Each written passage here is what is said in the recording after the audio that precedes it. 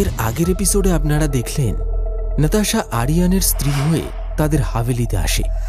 রাতের অন্ধকারে একটা অদ্ভুত শব্দ শুনে নাতাশার ঘুম ভেঙে যায়।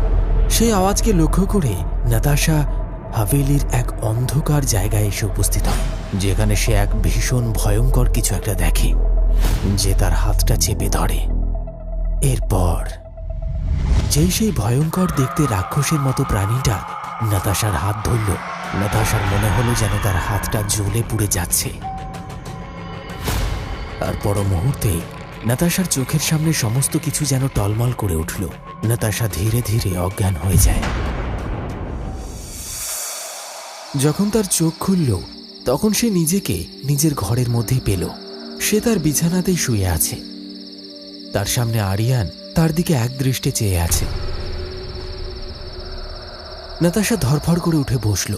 তারপর কাঁপা কাঁপা কণ্ঠে আরিয়ানকে সমস্ত ঘটনা বলল।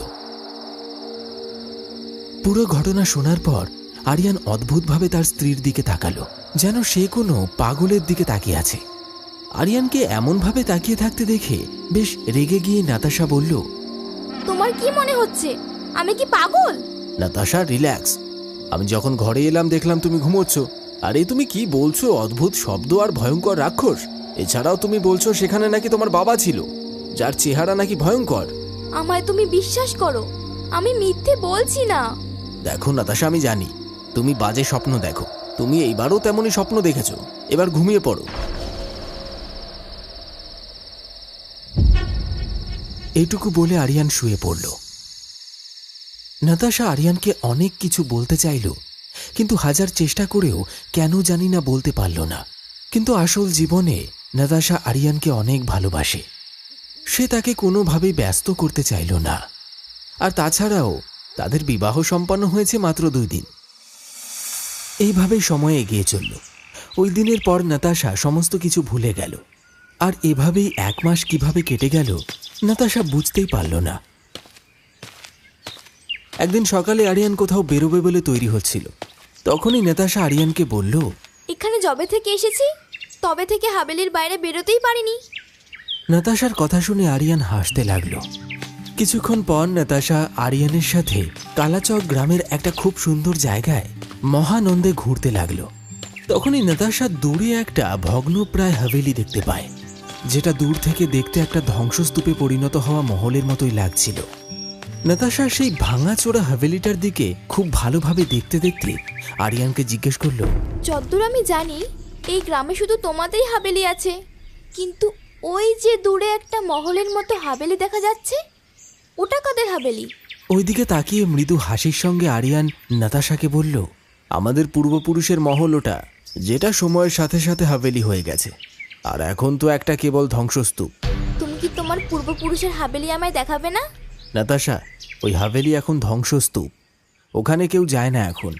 ওখানে এখন শূন্যতা আর ভাঙাচোরা দেওয়াল ছাড়া কিছুই পাবে না তুমি। হ্যাঁ, যদি কিছু পাওয়া যায় সেটা অন্ধকার। তুমি তো জানো আমার পুরনো বাড়ি দেখতে ভালো লাগে, এবার চলো না। নাতাশা ওই হাভেলিটাকে দেখার জন্য জিদ করতে লাগলো। আরিয়ান না চাইলেও নাতাশাকে ওই হাভেলির কাছে নিয়ে যেতে হলো। নাতাশা দেখলো হাভেলির সামনের দরজাটা একেবারে ভাঙাচোরা অবস্থায় পড়ে আছে। নাতাশা আরিয়ানের সাথে সেই গেটটা পার করে ভেতরে চলে গেল। হাভেলির ভেতরের জঙ্গলমহলটাকে দেখে নাতাশা বুঝতে পারল যে এই জরাজীর্ণ হাভেলির ভেতরে বহু বছর কেউ আসে না। তখনই নাতাশা বাঁ দিকে একটু দূরেই একটা খুব সুন্দর পুকুর দেখতে পেল। ওই পুকুরটার চারপাশে ঘন ঝোপঝাড়ে ভরা। এত সুন্দর একটা পুকুর চোখের সামনে দেখে সে আরিয়ানকে বলল, পুকুরটা তো খুব সুন্দর দেখছি। হ্যাঁ, সবাই বলে যে এটা আমাদের পূর্বপুরুষেরই পুকুর। তারা তখন এই পুকুরেই স্নান করতেন সবাই। আরিয়ানের কথা শুনে নাতাশা হাসতে হাসতে বলল, তুমি তো এমন ভাবে বলছো যেন তোমার পূর্বপুরুষ রাজা ছিল। নাতাশার এই কথাটা শুনে আরিয়ানের হাসি খুশি মুখটা গাম্ভীর্যে ভরে উঠল। সে গম্ভীর স্বরে নাতাশার দিকে তাকিয়ে বলল, এটা কোনো মজা নয় নাতাশা, আমার পূর্বপুরুষ সত্যি রাজা ছিল। আরিয়ানের কথাটা শেষ হতে তার মোবাইল ফোনটা বেজে উঠল। আরিয়ান মোবাইলে কথা বলতে ব্যস্ত হয়ে পড়ে। ফোনে কথা বলতে বলতে আরিয়ান সেই হাভেলির গেটের বাইরে চলে আসে। নাতাশা ওই সুন্দর পুকুরটাকে এক দৃষ্টে দেখছিল। আর তখনই নাতাশার চোখ একটা গাছের দিকে যায়। কেন জানি না নাতাশার মনে হয় ওই গাছের পিছন থেকে কেউ যেন তাকে দেখছে। নাতাশা ধীর পায়ে সেই দিকে এগিয়ে গিয়ে গাছটার একেবারে কাছে আসলো, কিন্তু সেখানে কেউ ছিল না। এমন সময় হঠাৎ তার কাঁধের উপর কেউ যেন হাত রাখলো পিছন থেকে। নাতাশা ভয়ঙ্করভাবে চমকে উঠে পিছন ফিরে তাকালো। সে দেখল তার পিছনেই এক ভয়ানক কুৎসিত দেখতে বৃদ্ধা কেমন একটা হলুদ চোখ নিয়ে তার দিকে তাকিয়ে আছে। সেই বৃদ্ধা মহিলা তার শরীরে একটা কালো রঙের বস্ত্র পরেছিল, আর তার গলায় ঝুলছিল মানুষের মাথার খুলির মালা। কেন জানি না এই বৃদ্ধাকে একবার দেখেই নাতাশার বুকটা ধকধক করে উঠল। সে কাঁপা কাঁপা কণ্ঠে বলল, কে তুমি? আমি কে সেসব জেনে তোমার কোনো লাভ নেই। তোমার কাছে এখনো সময় আছে, এখান থেকে চলে যাও। কি বলছো তুমি? ঠিক বলছি আমি, তোমার ভালোর জন্যই বলছি। তুমি যে হাভেলিতে বিয়ে করে এসেছো, সেখানে তুমি গভীর অন্ধকার ছাড়া আর কিছু পাবে না। আর এটা কালা চক, এখানে কে কখন উধাও হয়ে যায় বলা যায় না। নাতাশা যে কিছুক্ষণ আগেই ভীষণ ভয় পেয়েছিল, সেই ভয়টা সরে গিয়ে এখন মনে রাগ জেগে উঠল। সে রাগত কণ্ঠে সেই বৃদ্ধা মহিলাকে বলল, বাজে কথা বলো না, আর এখান থেকে চলে যাও। তুমি জানো না এগুলো আমার স্বামীর পূর্বপুরুষের সম্পত্তি।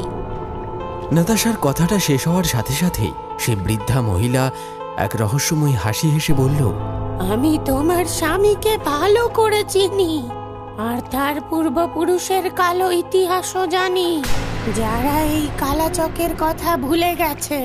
এইটুকু বলার পরেই বৃদ্ধা মহিলা নাতাশার পেটের ওপর হাত রাখল, আর এক রহস্যময় ভঙ্গিতে তার দিকে তাকিয়ে বলল, নিজের না হলেও অন্তত তোমার পেটে থাকা সন্তানের কথা তো ভাবো। তোমার সাথে সাথে ওর জীবনেও বিপদ আসছে, যে এখনো এই জগতে আসেইনি।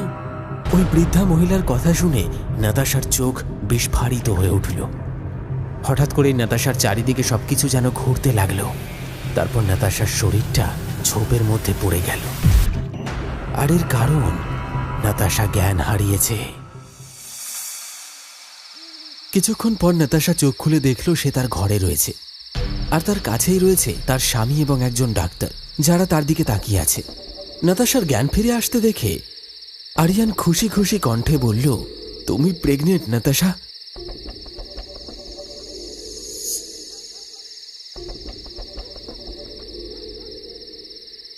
তখনই সেখানে দাঁড়িয়ে থাকা ডাক্তার নাতাশাকে বলল, আপনার স্বামী ঠিক বলছে, আপনার এখন কেবল বিশ্রামের প্রয়োজন।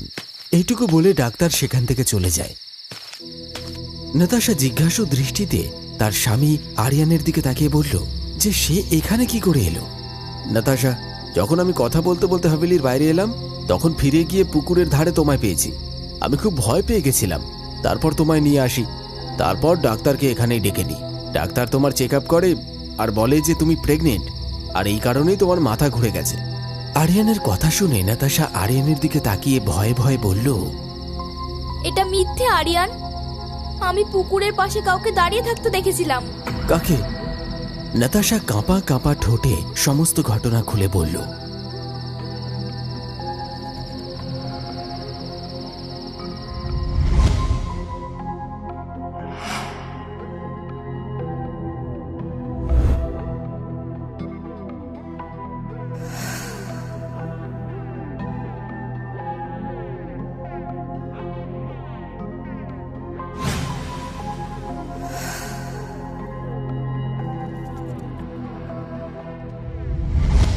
সমস্ত ঘটনা শোনার পর আরিয়ান জোরে জোরে হাসল। তারপর নাতাশার দিকে তাকিয়ে বলল, নাতাশা, আগে তুমি ঘুমিয়ে ঘুমিয়ে স্বপ্ন দেখতে, মনে হচ্ছে এখন তুমি জেগে জেগেই স্বপ্ন দেখা শুরু করেছো।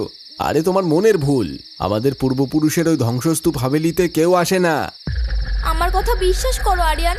কখনো কখনো ভ্রমও আমাদের কাছে সত্যি মনে হয়। নাতাশা, তুমি প্রেগনেন্ট, নিজের খেয়াল রাখো আর ভালো থাকো। আচ্ছা শোনো, একটা কথা তো বলতেই আমি একেবারে ভুলে গেছি। কি?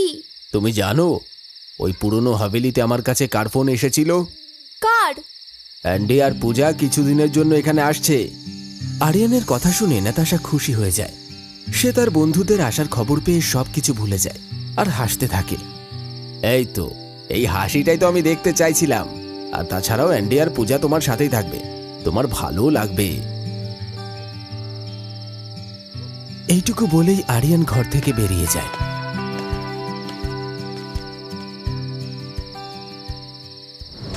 আরিয়ানের বাইরে বেরিয়ে যাওয়ার পরেই তার শ্বশুরমশাই হুকুম সিং আর তার ভাসুর অনুরাগ তার স্ত্রী কোমলের সাথে সেখানে এসে পৌঁছায়।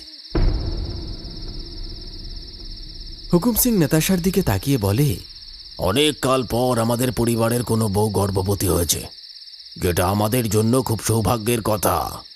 নিজের খেয়াল রেখো, আর বিশেষ করে তোমার গর্ভে থাকা ওই সন্তানের। এটুকু বলে হুকুম সিং তার বড় ছেলে অনুরাগের সাথে ঘর ছেড়ে বাইরে বেরিয়ে যায়। কিন্তু নাতাশা দেখে তার যা কোমলের মুখে কোনো খুশি নেই, তার পরিবর্তে তার মুখে একটা অদ্ভুত ভয় দেখা যাচ্ছিল। আর তার চোখে মুখে অমন ভয় দেখে নাতাশা খুব ভয় পেয়ে যায়। আসলে সেই পুকুর পাড়ে দেখা ওই বৃদ্ধা মহিলা কে ছিল? নাতাশা কিছুক্ষণ আগে যে ভয়ানক দৃশ্যটা দেখেছিল, সেটা কি সত্যি নাকি তার মনের কল্পনা? কালাচকের রহস্যটা কি? এই সবই ঘটনার উত্তর খুঁজে পেতে সঙ্গে থাকুন এই গল্পে আগামী পর্ব পর্যন্ত।